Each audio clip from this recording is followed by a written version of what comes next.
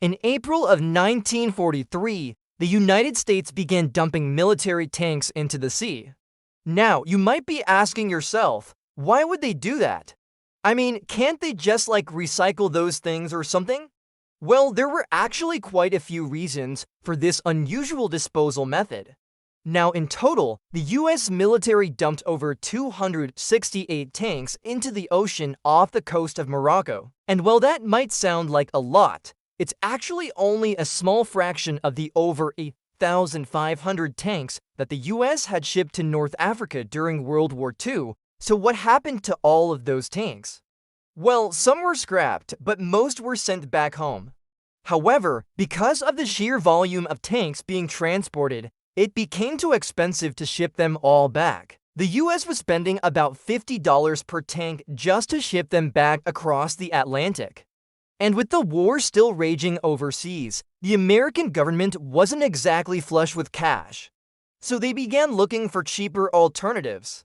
One alternative that the US considered was simply burying the tanks in the ground. But after consulting with the British, the Americans knew that this wouldn't be a good idea. You see, the North African desert is incredibly dry, and the heat from the sun combined with the lack of precipitation makes it very easy for things to catch fire out there. So instead of burying the tanks, they decided to sink them. But why dump the tanks into the sea just off the coast of Morocco, you might ask? Well, the US wanted to keep the disposal of these tanks a secret for obvious reasons. If the Germans knew that the Americans were getting rid of hundreds of tanks, they might have tried to attack them. Also, the waters off the coast of Morocco were deep enough to easily sink the tanks, but not so far away from the American supply bases that it would be a hassle to transport them there.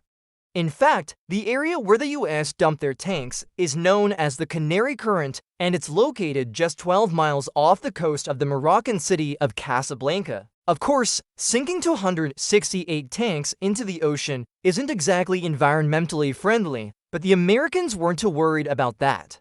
After all, it wasn't like they were dumping toxic waste into the sea. Sure, the tanks might leak oil or other harmful substances into the water, but those risks were outweighed by the fact that the tanks were made of mostly iron, which is actually quite good for the environment.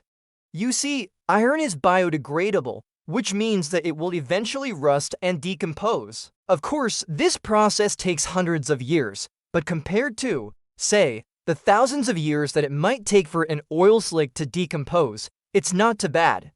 Now, despite the fact that the Americans had a relatively environmentally friendly way of disposing of their tanks, there were still some problems. For example, one of the biggest logistical challenges was figuring out how to load the tanks onto the ships that would eventually take them to their watery grave. You see, the US didn't want to use cranes to load the tanks onto the ships because that would take too long and it could also damage the tanks. Instead, the Americans came up with a clever solution. They simply attached the tanks to long metal tracks that ran from the loading docks onto the ships. Once all the tanks were loaded up, the ships would set sail for the Canary Current, where they would dump their cargo into the sea.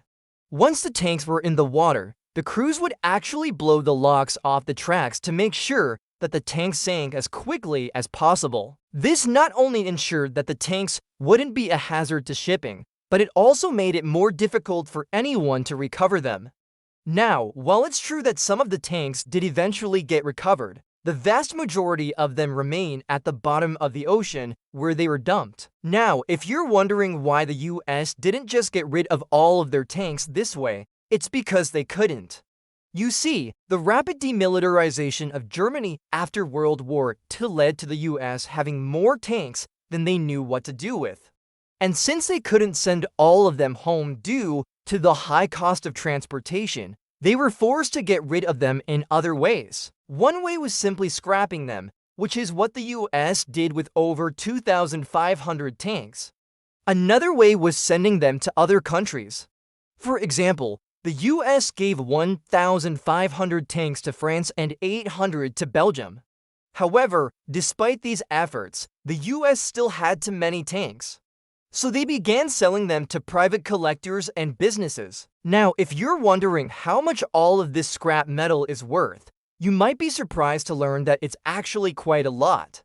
In fact, the US government sold over 21,000 tons of scrap metal from World War II tanks for nearly $100 million in 2012 alone. Now, while the US no longer has a massive stockpile of tanks sitting around, the country still has a lot of military equipment that it needs to get rid of. In fact, according to a Government Accountability Office report, the US has over 1.2 million items of excess personal property, including tanks, trucks, aircraft, and even helicopters. Now, while the US is getting better at recycling this equipment, there's still a lot that needs to be done.